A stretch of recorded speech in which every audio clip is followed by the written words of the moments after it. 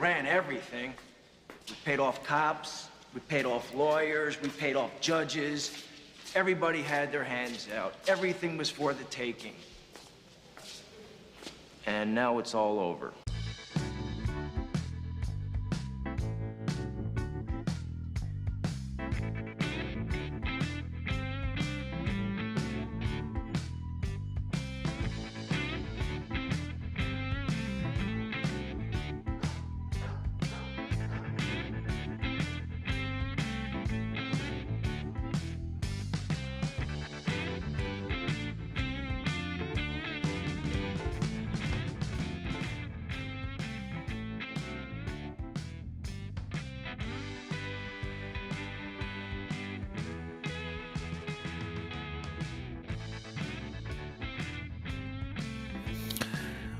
Welcome, everybody, for joining me and everybody who joined us yesterday for Main Card Madness. That's right. Main Card Madness made a return for UFC Qatar.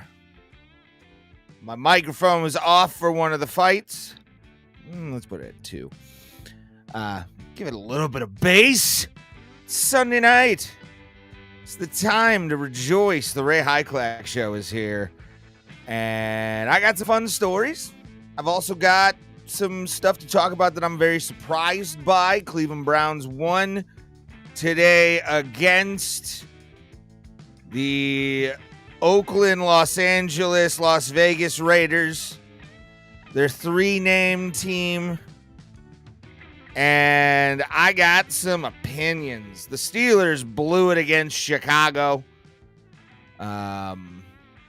Looks like we're going to go 9-7 as we always do. And Tomlin should get a disciplinary action at this point. Mike Tomlin should at least get a stern talking to from the Rooney family for the prospect of yet again going 9-7. Unacceptable. That more. I saw they might be Giants on Friday. And that was fun. Last minute thing. Girlfriend was doing something with the family, so I couldn't do anything with her. And a friend of mine decided to offer up a ticket to They Might Be Giants. So I'll talk a little bit more about that. How much I love They Might Be Giants. How much influence in my life that band has really had, especially in the 90s and my early childhood when they were doing it, like they were actually putting out kids songs. And yeah, They Might Be Giants. Great band, man. Great band. This is my winter troll hole, by the way. This is the fancy one. I just wanted to show this to you guys. All my diamond encrusted stuff that I've stolen from the Dragons over the years, my blue flame over this way. I'm going to just point to it that way. I got some fancy wine tonight for you guys. A little candle action over on this side, too, with my signs. Tonight, though, it's just, I really didn't have anything. And then I watched the Browns game, and I had stuff to talk about. I also have a couple videos of fights, one fight that I saw, and then a story out of North Carolina that we'll end on. Nothing negative tonight. Nothing really negative. Nothing really, because I'm out of it, man. Like, I think I speak for a lot of human beings out there when I say I'm newsed out. Like, newsed out on, like, politics. I'm newsed out on what people are doing, what seditious behaviors being where, who's doing what in politics. The Epstein files are out, people. Everything's fine. Everything is fine, I guess. I don't know. I'm tuckered out, man. I'm really, it's getting hard to person every other day. Like every other day. I can do it like maybe 3 times a week. And then it's that 4th time's a little bit of a struggle, but I get there. So yeah, it's the Ray Hyclak Show. We do this live every single Sunday night on a multitude of platforms. Also in conjunction with Abraham Drinking Those Sexy People. I should put Like when I do these troll holes, I should put an Abraham drinking logo somewhere in this. I keep forgetting. Hold on, we're gonna do that. We're gonna put, because I have a logo on me that I can use. I got a lot of photos. I gotta work on some stuff, dog. All right, we'll remove the background for this too. I need to do that in the other app. Okay, this is live editing, everybody. I feel bad that I keep forgetting to put that up there. And they allow me the opportunity to come and party every single week on this platform, and I don't show them that much love, and I should. I should. Let's do a remove background on that one. I'll go up to the top. I'll just put on one of the barrels. That way we can really go for it. I like it. There it is. Hooray, everybody. Let's put that down there for the niceties. That is Abraham drinking. Now they're on the show. Yay. Hold on. Let's fix this in post. Negative goes that. Oh, yep. I want positive. I want to go with the barrel. I'll just keep that like it is. Move it in just a little and center it. There we go. There we are. Perfect. I tell you, man. I talked about it last week, but it's gotten better because I haven't drank energy drinks really in a week. But the mania I was dealing with earlier in the week was is kind of subsided a little. Luckily, let me grab a beer here. But it's still kind of there. I got a thing from having just a shitty sock on a boot that I'm dealing with. It's like it's just severe athlete's foot, basically. It's athlete's ankle, more or less. It's just like right on the top of there. But it's because I just keep thinking like I have something I don't. Knock on wood. Never take those home with me, but it's definitely the thing I fear most. Are just like being infested with bugs, like carpet beetles, those kind of things that really don't do damage to anything but clothing you can buy. That's fine. That's perfectly fine by me. Honestly, I don't. Why hold on. I gotta bring something up here. Something's missing from this show, and it's the tech. Pretty much everything is missing from this show right now that I hold dear. I'm like looking around going, what is missing from this show? And of course, it's the logos. The logos of the show. You got to have these. You got to have the instructions, the call to action. You got to have that. It's not a podcast unless you have that, right? Is that what I'm going for? Is that what we're talking about here? Oh man, I don't know. It's just all a big. I was not in a rush to do anything today, and I totally forgot to just space all my shit out. But anyway, it's okay because we're here live as usual. 9 p.m. Eastern Standard Time is when the Ray Hyclak Show starts. If you're interested ever. Usually people aren't, but I'm okay with it. It's the show where I am never wrong. I want everybody to know that. That's part of this lore of this show.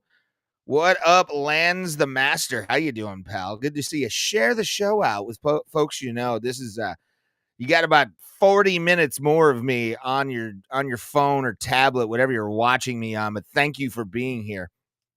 As long as you give me also a share, follow as well, I will share back. Or I will follow back to people, the OGs that start coming to this show more regularly. I appreciate every person that is on here. Thank you for being here. But it's it's that time of the year, kids. It's and are you from X? Can I? Oh my God, I can actually see X comments. By the way, Oh, that's nice. They finally fixed that. Oh, I can't respond, but I can see you on X. Oh my god. Yeah, dude, I've had a weird like couple of weeks, and it's mainly because I quit drinking energy drinks finally. I'm actually in a normal headspace again. Um Not enough to not stop drinking, but little baby steps, kids. Little baby steps on the way to yeah, and that's an X comment. Oh, sweet. Someone on I can actually post X comments. Thank you. They fixed that finally? Holy shit. Oh, you have no idea. Evie Mux for X has been garbage on chat. Like none of it. I stopped drinking C4s recently. Good decision. Dude, I was doing daily. And when I mean daily, I mean almost Sunday I would take a break from them on Sundays. Sometimes. Other times if I was like dragging ass from the night before from like a hardcore night of drinking, I would do one sugar-free monster a day. And this was 3 years consistently drinking that amount of sugar-free monster with the green top. This is the legit sugar-free shit. I was drinking one of those a day every day for 3 years straight, and my brain finally had it, man. The weed, and also I found there was a strain of weed that gave me panic attacks too. And that's being cut out completely from my daily routine. But it's hard, man. It's hard to find the shit that fucks with you, especially since like, man, I'm almost 40. I'm gonna admit that, guys. I'm almost fucking 40. I'm 4 years. I'm a presidential term away from 40 years old. Like, it's oh my god. You want to talk about like I now have to pay attention to almost everything I do. Just because I know once I step the threshold of 50 in 14 years, oh, bro, it's gonna be bad. It's gonna be bad. It scares me. It really does. Like the health I got psoriasis. Like I got this shit on my elbows. I got fucking on my body. Like in general, it sucks. I got on my chest. I got on my fucking chest. I got a nice red mark. Thank God I got a girlfriend, dude. Oh, it's terrible. And as I'm getting older, like even beer's fucking with me. When I was at They Might Be Giants. Next day, I didn't feel great. Did 2 corn dogs from a gas station help? No, they did not. But I was fucked all day yesterday. It was, believe it or not, it was after main card madness where I felt like ass. After I went through main card madness, that's when like all the performance adrenaline just drained from my fucking already kind of drunk body. I had only caffeine that day. I did not drink a single thing of alcohol. I couldn't look at beer after They Might Be Giants. Because to be honest with you, if you know the band They Might Be Giants and you've been to those shows, those crowds are drinkers. They're fantastic. It's everybody's hammered. Nobody is fucking getting angry. There's no fighting. Somebody puked within like right before the fucking band went on stage. But it was weird because like to be around a bunch of drunks who aren't angry, because I've also gone to flogging Molly shows where there's been fights and bullshit between fucking people. It's mostly the younglings that were doing it. I was a youngling flogging Molly fan back in the day when that shit was going on.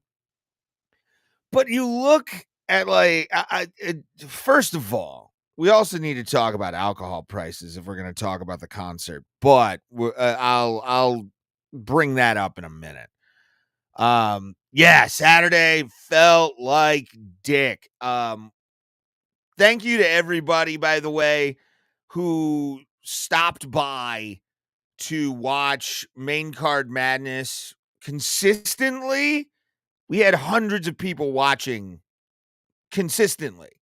and for people to be the certain platforms, they were in and out, but we had a consistent hundreds amount of people, which to me, I wasn't expecting that. I wasn't expecting to have anybody actually watching this fucking show, I wanted to put it together because it was Ian Garry versus fucking Belal Muhammad, and you had Dan Hooker versus Arman Tsarukyan, and those two main events already sell me on a pay-per-view. But to have it in Qatar too was kind of, but it was 1 p.m. in the afternoon. Didn't have any problem with that. But yeah, man, They Might Be Giants is so good. If you don't know They Might Be Giants, I'm going to edit something in real time here because I have to. There's the crop. It's very fun. All right.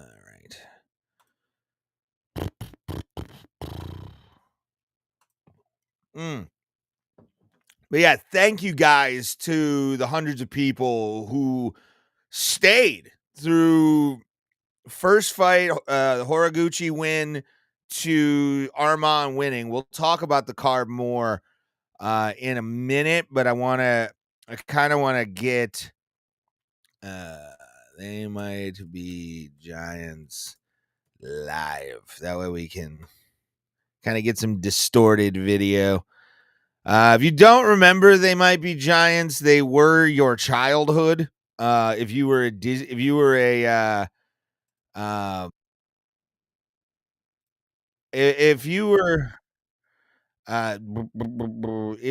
a kid in the early 2000s, you heard a lot of They Might Be Giants through different TV shows, different movies. They're one of the most prolific art rock bands ever. I mean, they are one of the coolest fucking acts ever, and I couldn't have been happier to be able to see them and forgive me for using Jimmy Kimmel, but it's Jimmy Kimmel, and I can actually it's They Might Be Giants. They're so good. I'm willing to take a strike on this, so let's play this.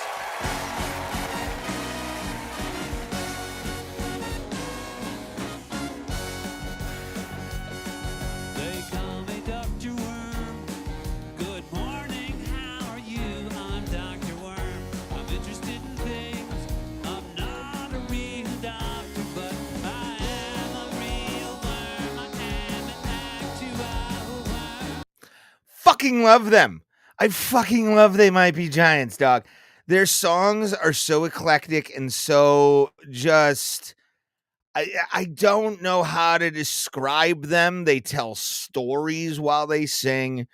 They're one of the best bands of the 90s, especially that alt rock sound that a lot of bands tried to do. If you go back, a lot of our childhood shows had They Might Be Giants in them.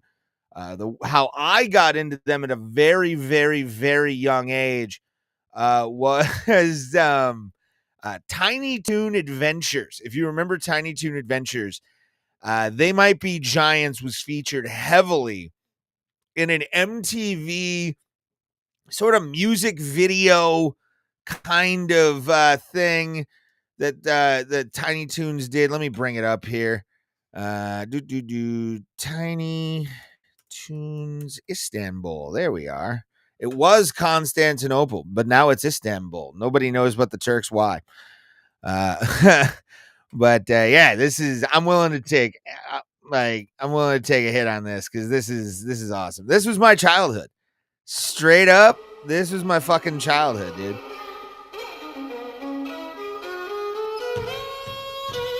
And they did play this, by the way. They did play this.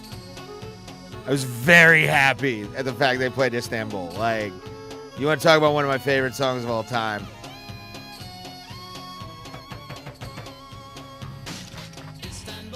Lucky. God, I miss shows like this, don't you?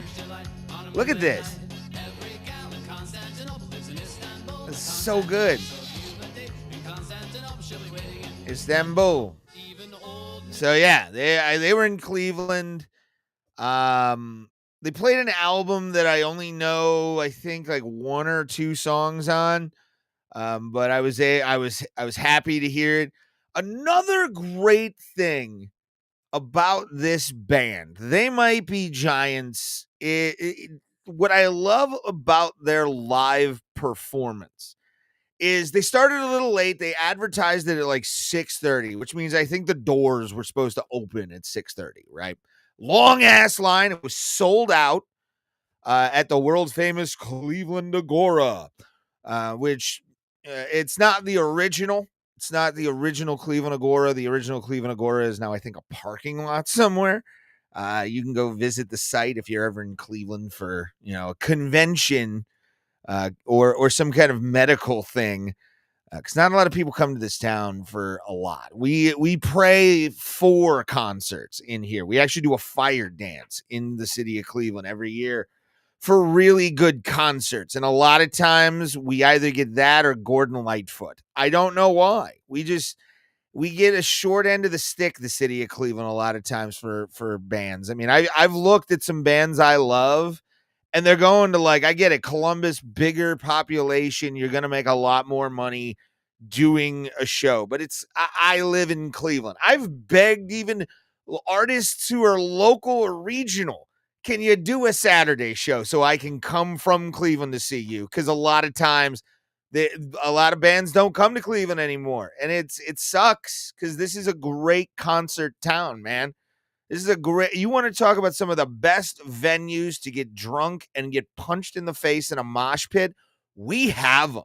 We really do. We have some of the most beautiful venues in the world, in my opinion. I've seen some venues of some concerts and, around the world. And the architecture of these venues, too, because they're so old, is awesome. So I always say, man, for a lot of faults that Cleveland has, we have had legendary concert venues. And the Cleveland Agora is no slouch on its own. It's a constituted theater that they made the Cleveland Agora now. They just basically slapped the name on it. And then they've renovated it over the years too. But it's a really dope venue. And but the one thing I love about They Might Be Giants shows is they're advertised as one thing that I think a lot of bands should do, especially older bands. I get.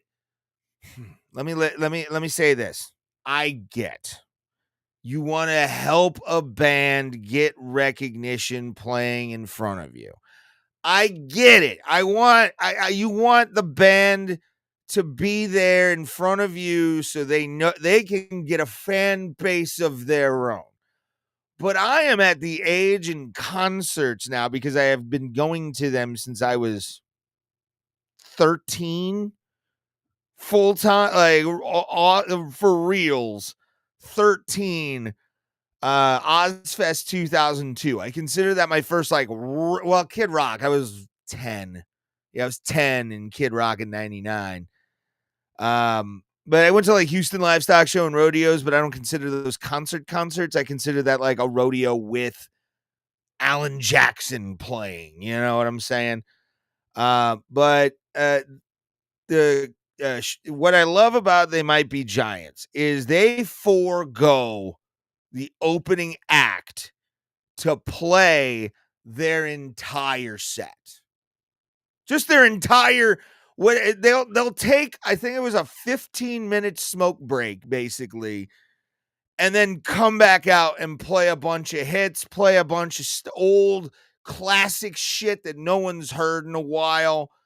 But that's what I love about They Might Be Giants, and I feel like a lot of older bands should do that, dude. I think, honestly, if you look at a band like They Might Be Giants, shit, we'll just throw out Foreigner. I'll throw out an older band like Foreigner, right? big in the 80s, huge. People loved them. They have a long catalog. Don't have an opening act, dog. Play every fucking song that is on the Foreigner catalog, and let's go. Like, I'll be out of there by 9 o'clock. I'll go drink at the bar for another hour and then unwind from seeing Foreigner. You know, They Might Be Giants was great because they went on stage. They played songs we all know and love. Couldn't have enjoyed it more. And we were done, I think, by like 10:30. The show started at like 8:30. And it was just them.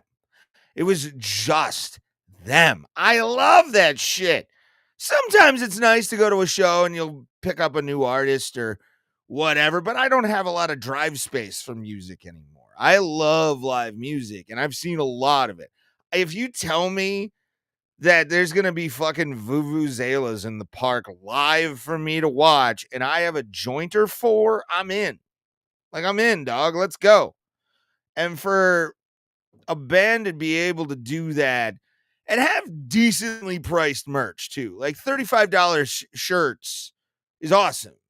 I think T-Pain, it was like $40 shirts. Like T-Pain was like 40. The TMBG was 35. Not a huge difference, but willing to pay $35.30 for a t-shirt over anything else, or even just like a $10 sticker or something to just support the band. So that was fun. Probably was my last concert of the year. I went to 3 this year. Skinny Lister. I went to T-Pain.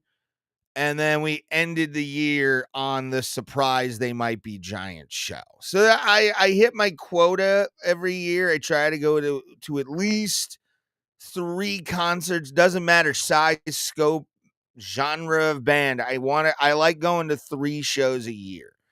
And usually one of them is Flogging Molly. That's always one of them. But Dave King's been fighting health issues the past couple years, or the past year, actually. So it's good to know that, I was able to hit that quota. The Agora was great. I'm telling you though, dude, I can't pay.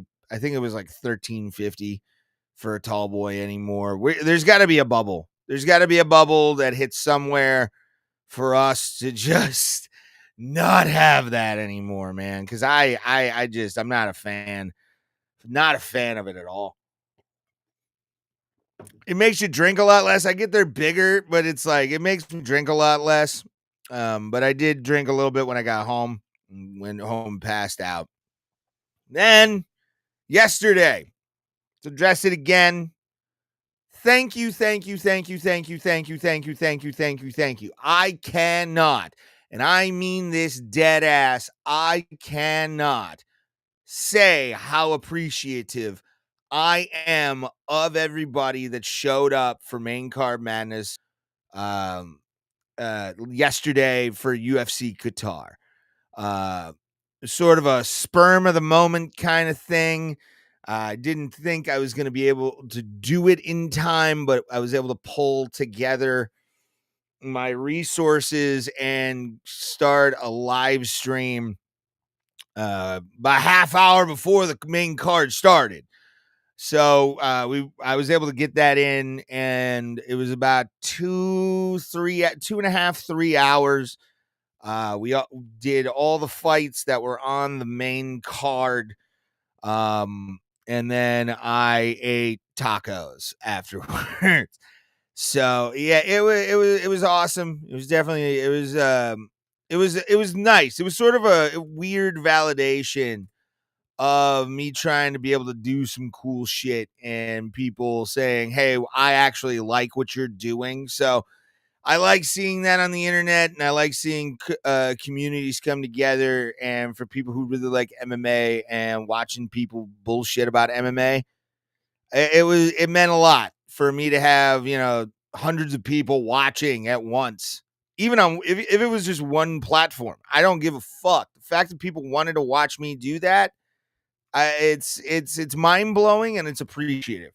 That card was fucking mind blowing. So I think what we should do is do some sports ball, shall we?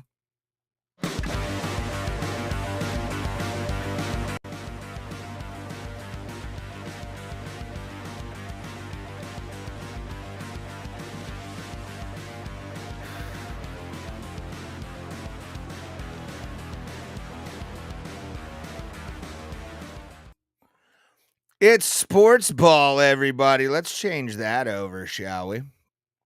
Oh man, let's go to events. Let's go to, where is it? Hooker Tsarukyan. I like the loading screen, Moss. I like it a lot. Shout out to the MMA holes.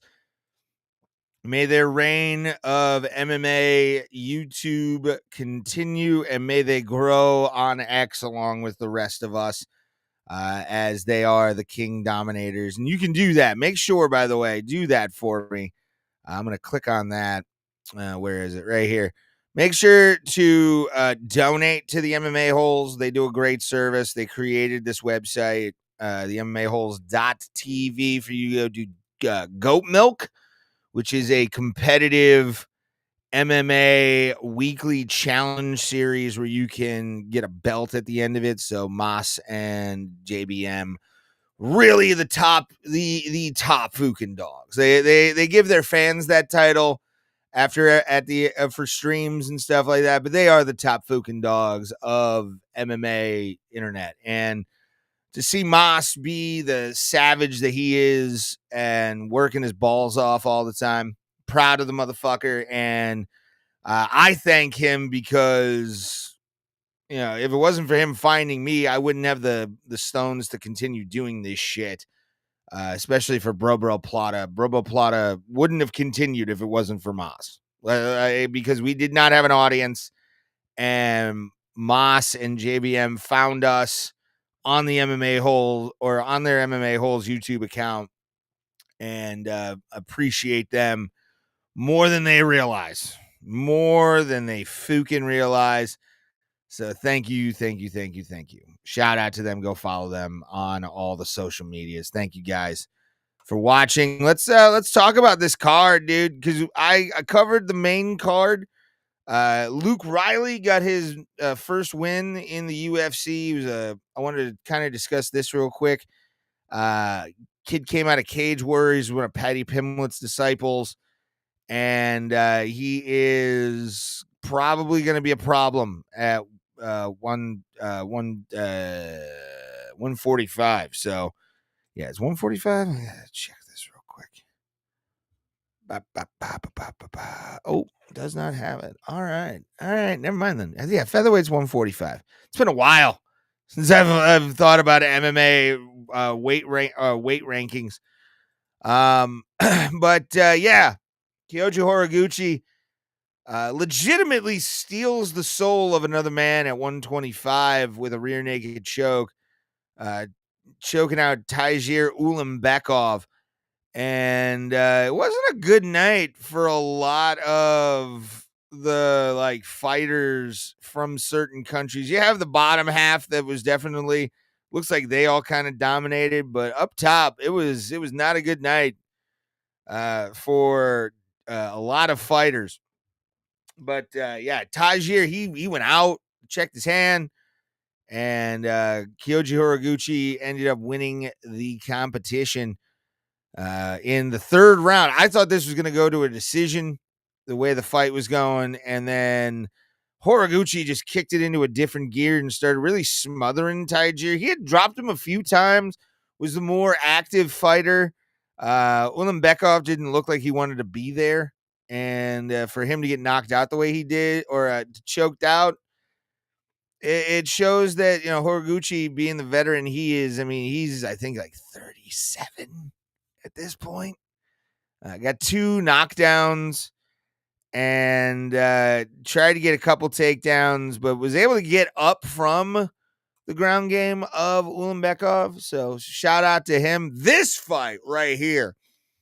Oh, this kicked off the fireworks. And I think my mic was off for this. pretty sure. Didn't last long.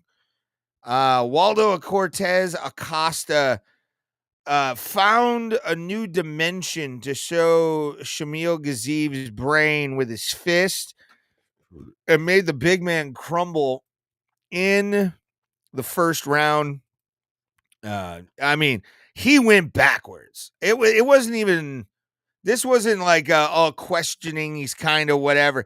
It's stunned. He stunned Gaziev pretty hard, but to finish the way he did and just make him timber backwards was wild. Like, I loved it. So much fun to watch that fight and to call it live on the live stream. This one made me question why I love mixed martial arts so goddamn much. My Mick Tybeck Orolbai taking on Jack Hermanson. Jack Hermanson, an always dangerous kickboxer, was negated by Miktek Ulanbekov or Orolbai. I was almost going to say thing, but the names are so they hurt my brain sometimes when I read them, dog. Like, they're just so bad. So bad. Oh, let's move that down that way. There we are. Perfect. Give me my sense of purpose. Yeah, Jack was done. I mean, you saw him after the camera got put on him. He's like, he was done. He couldn't form sentences. He was almost swallowing his tongue. It was bad. But again, it's cool when a KO happens, but when a KO happens that bad, you question why you love the sport. Same thing with this one. Alonzo Menefield got put down hard by Volkan Ozdemir in the first round. We had a lot of KOs on this card, and I couldn't have been more happy with that because I got to play the "Oh My God, They're Dead" song. But the fight, I wanted this segment to be focused on because Arman Tsarukyan, we'll just kind of go to this. He got the head and arm triangle to beat Dan Hooker. That wasn't the fight that I knew was gonna be like. Arman was gonna win that. I knew Arman was gonna win this fight. He's a savage. He's built like a brick shithouse. He's just absolutely way more jacked than a human being should be naturally, but he does a lot of explosive stuff. So he's got a lot of fast twitch muscle fiber. Congratulations, Arman keeps his number one status. Cool. This fight, though, is why I watched this card in general. Ian Machado Garry beats Belal Muhammad handily. Beats him pretty well. I mean, there was not a lot that Muhammad Belal could do, or Belal Muhammad Belal. Dyslexia moment, I guess. Belal Muhammad couldn't do shit against Ian Machado Garry. And Ian Machado Garry now is not, I wouldn't say primed yet to become the number one contender. We've still got one monster by the name of Shavkat Rakhmonov, and I saw something Islam Makhachev said about Shavkat not fighting in a year. You can't keep your number one status if you don't fight. I agree with you on that. Shavkat's one of those guys that can go multiple times because he's just such a fucking badass. But I get it. You want to save yourself for the world title. You want to save yourself for a shot at Islam Makhachev at 155. Perfect. 170. You want to save yourself for 170. You want to save yourself for that title fight. I've seen Shavkat. He doesn't put a lot of effort into his shit, and I mean that in the best respective way possible. He is so fucking good. I saw Ian Machado Garry, same thing, UFC 285. Both men fought on that card, and it was awesome to watch Jeff Neal lose to Ian Garry, and then it was awesome to see Shavkat Rakhmonov take Jeff Neal and turn him into a fucking punching bag. That's the fight, by the way. I think that's your title eliminator at this point because, I mean, Belal Muhammad, I think, was a flash in the pan. I think he got lucky. I don't think given any other fighter outside of Leon Edwards, who at the time Rocky was on his warpath. I get it, but like Belal just made him look bad, and then Jack Della Maddalena took the belt from Belal. So what does that say about Belal Muhammad? Is he wavering a lot more in the big lights? I think so, because this was supposed to be able to keep him away, or keep Ian Garry away from those top 5 spots. And Ian is a top 5 fighter. If you don't think Ian Machado Garry is a top 5 fighter, I would love to tell you how much you are wrong. Because that performance, though not super impressive, Ian Garry was not massively impressive on that fight. That is not a, I'm going to block that one. There we are. Boop, boop. Ian Garry's win on Saturday was not as impressive as I was hoping he would be if he was trying to make a statement. I said it yesterday on the live stream that he had to beat the living shit out of Belal Muhammad to even be considered a title opportunity. I mean, he really had to dominate him, and he didn't. Belal kept in it, but Belal just kept getting countered constantly from Ian Garry. And at some points when he was trying to grapple with him, Ian was getting the better of the grappling scenarios too. So it's, Belal's an older dude. Ian's on his way up, and we saw the differences between the generations now. And Ian Garry is that guy. I mean, Ian Garry straight up is that guy. And I'm happy for him. This big win. Former world champion, granted, not one of the best world champions you could beat, but Ian Garry got the dub, and continues his winning ways. Only a loss, by the way. Only loss, and now he has to avenge that loss against Shavkat. And if I was Dana, that would be, if I was Dana, I would give it 6 months, 7 maybe, and have Ian Garry versus Shavkat Rakhmonov at International Fight Week in July, and you have everybody understanding that this is who's gonna face Islam Makhachev for the 170-pound title. That's it. That's all this is. 170-pound title is going to be determined. The contender is going to be determined in the next 6 months. So who knows? And by the time we get to USA 252 as well, you got that coming up. That could be a main event. That could be a co-main event. 5 rounds. Make that a co-main event for the number 1 contendership in the UFC.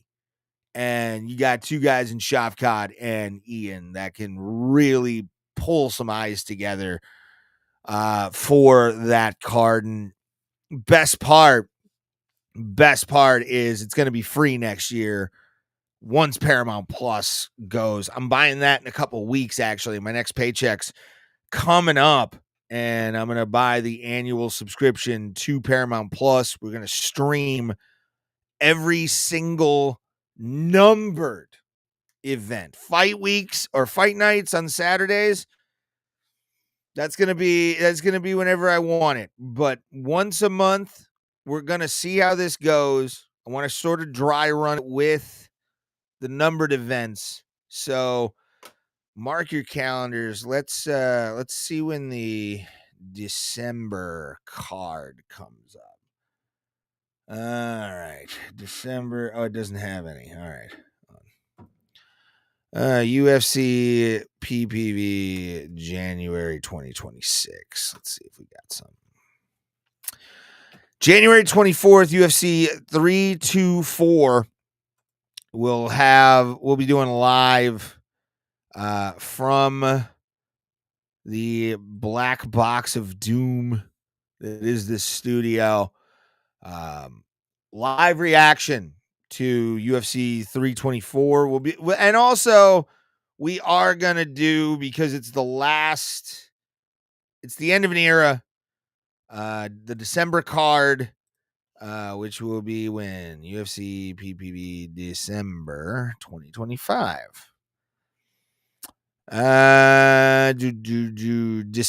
Actually, I will not be doing that December 16th or December 6th, but I will not be doing that. So sorry, guys, but we will reconvene for sure in December or January 24th is when I will be bringing Main Card Madness full time back. It'll be a monthly thing just to see how many people come in. And I'm going to kind of gauge that because a lot of people come they don't want to pay the money. So it's $120 for a year. I got to say, if you're a hardcore, that's going to be the deal. That's going to be your deal after paying. And I'm going to tell you this. I'm deathly serious when I say this. Thousands of dollars over the years. Thousands of dollars paid to the UFC in pay-per-view dues. $120 sounds like a drop in the bucket. For a year. It basically, you'll get half your money back you'll get half your money back after the first pay-per-view. So if you really want to think about it, if you're like wishy-washy right now about possibly the Paramount Plus deal, I got to tell you, man, I'm doing it because I just don't want to pay $800. I don't want to pay the fucking $80 fee anymore. Like, I'm glad they're going to this method. Like, this should have been how they did it a while back. Because WWE did it. They've been successful. They're owned by TKO now. So it's not like it's just Vince's money. It's the shareholders' money too. I do not like that. Anyway. So the PLE event thing will work because also you will have enough ticket sales to be able to do that. Now will ticket sales go up or ticket prices go up? It's a possibility, kids. I'm not going to lie to you. It's a possibility. I mean, I paid $400. The last UFC pay-per-view I went to, I paid $40 for second level, and I was actually pretty close to the railing. It was still pretty far away.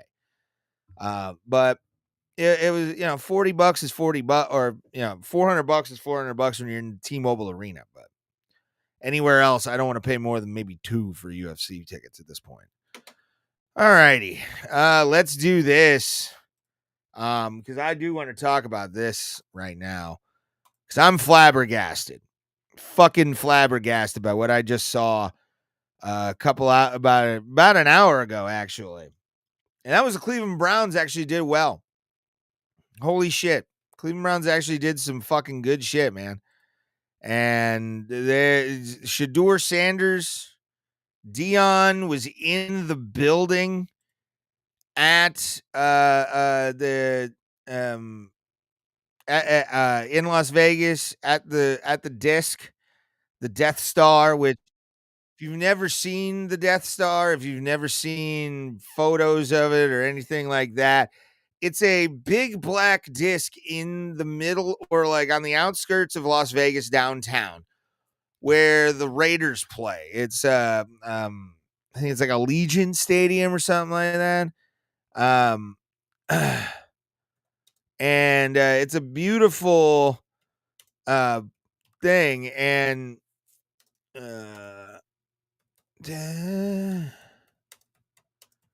hold on, I'm texting somebody. All right. But yeah, dude, going into Allegiant Stadium, the Browns really not great. They're going for, I think it was a 2-8 record. They're currently I think 3-8 right now, tied with Cincinnati for the worst record in the division. As you can see, the AFC North. Pittsburgh didn't do well either today. We'll go over those stats here. But the Browns actually looked like a fucking football team today. I watched the game on Channel 19, which is our local CBS affiliate. They played the 4:00 game because it was West Coast. And the Browns actually fucking look like a team. It's wild. It's more or less, it kind of goes to show you that the Baker Mayfield thing was more of a Kevin Stefanski didn't like him kind of scenario, or the office didn't like him. I don't know, but either way, a guy in like Shedeur Sanders, we'll see what goes on for the next couple of weeks. We got, this is week 12. The Browns have had their bye week already, and you're going into some really wild games. They might, believe it or not, they might share the series this year with the Steelers. They might actually share the series this year with the Steelers. I don't see them winning one, but I want to take a look at their schedule. Here we are. I'm going to open a new tab. Not what I wanted. Not what I wanted at all. I wanted their schedule. Thank you. All right, let's open that new tab, but close some tabs too, because we're not talking about shit anymore. So, yeah, the Browns, let's take a look at their schedule. Full schedule here. All right. Yeah, we've beaten them once, and then we play them on the 28th again in Cleveland. So the Pittsburgh Steelers will be coming here on the 28th of December. I don't want notifications. So I don't see them winning. Let's see. San Francisco, no. I don't see I see maybe the Titans being a good one. The Bears are kind of surging. Buffalo's Buffalo. They're going to beat the shit out of the Browns. And then you got Cincinnati, your last game of the season. I don't see the Browns going better than, I don't know. Probably one more win the rest of the season. If Kevin Stefanski keeps his job this year after this season, I'll be surprised. It has to also have a lot of Shedeur Sanders performance based off of that. But let's kind of go down the scoring drives. First quarter, I did not see the first quarter or the first touchdown. Saw the second one. A lot of offensive mistakes made by the rookie Shedeur, but it's going to come with age, and he looks comfortable in that role of being number one. So who knows? Will Dion be a fucking prophet for his son to be a goddamn king? But let's focus on one stat here that I do want to focus on, and it is the defense. But stats. Let's go to the defense here. 0 interceptions, by the way. That's never a Browns stat you ever see. But the defense, I do want to shout out them because they got 10 sacks today. Which, again, it doesn't speak to how good the Browns are. It speaks to how horribly run the Las Vegas Raiders are. The Raiders fans were booing them at the Death Star. I mean, it was bad. That flame is going out quickly in that fan base, and I couldn't be happier. Like that, the Oakland Raiders fans are just garbage. They always have been. They're just nutbags. They really are. So, again, congratulations to the Browns. Their season has been over for a couple weeks now, so I'm not really, I'm not threatened by them. 6-5 though. We need to talk because we blew this one. We had the lead, we were up, and then Chicago just came back to beat us. Let's go to this one again. There we are. Yeah, we lost by 3 points. And the last touchdown came from after 10 plays, 50 yards, and then touchdown, shotgun, and then just ran it up the middle on us for the victory. Sucks. But again, I think Tomlin's just gonna go 9-7 like he always does, or 9-6, and we're gonna be the laughing stock of the division, or we're not gonna be the laughing stock of the division. We're not gonna have anything that's completely shit coming our way, which is good. We'll just make the playoffs and then get eliminated in the first round like we always do. So it's whatever. If the Roonies want to get a new, head coach, please let's get some new blood in here and see what we can do. But if you don't, all right, sorry, we'll just go from there. But let's talk. I want to end podcast. Been going for about an hour now. I almost got everything I needed to talk about.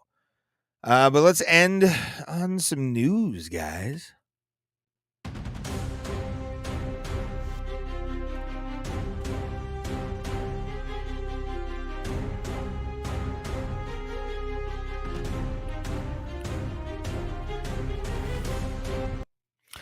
It's news time. This one came to me right as we were as I was about to go on air. And it's a wild story. I'd hate to be this woman at the moment. But a woman apparently had a cat dropped through her windshield while that was coming from a bald eagle. So this bald eagle trolled her with a fucking a cat right to the thing, picked up probably from someone's yard, which they do that. They're big birds, so it's definitely something you can go for. But let's read the story. A motorist in Western North Carolina escaped injury. I thought that said the jury. I don't know why.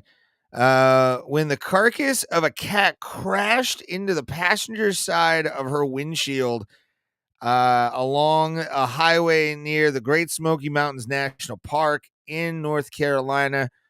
In a call to 911, the unidentified driver on U.S. Route 74 in Swain County near Bryson City, don't know where that is, told the dispatcher that a bald eagle dropped the cat.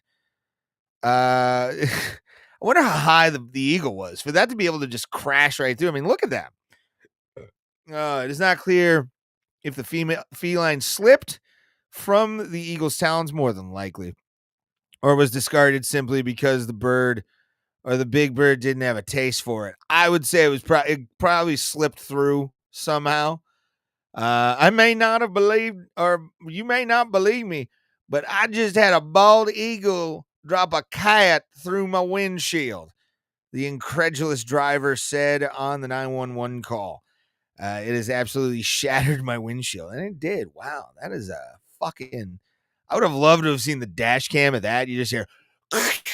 That's all you fucking... It's like Stone Cold Steve Austin coming out. That'd be awesome. Oh, that's a big one right there. But yeah, I just wanted to kind of give a couple things tonight. Let's bring my troll hole back. Thank you guys for being with me. We do this every single Sunday. I'm tired. It's been a long weekend, a long week. Going into Thanksgiving. Thank you guys. I will give thanks to you all right now. And thank you for being here every single Sunday with me. It's very awesome that I have just anybody that wants to watch this show, and for people to watch the show and also watch Main Card Madness. It means a lot, and I appreciate all you guys for being here. We're gonna end the show now, and I gotta tell you, I say this every single week since I've started the podcast because I want to give you a little bit of hope and affirmation in your life, a little bit of keep goingness, if you will. And that is, you got to think about this whenever you're broke, whenever you're destitute, whenever you are out there not really doing it, you're not getting pussy. Just remember, everybody gets bugs. Thank you guys very much. You have a great night. And I hope to see you next week. Thank you.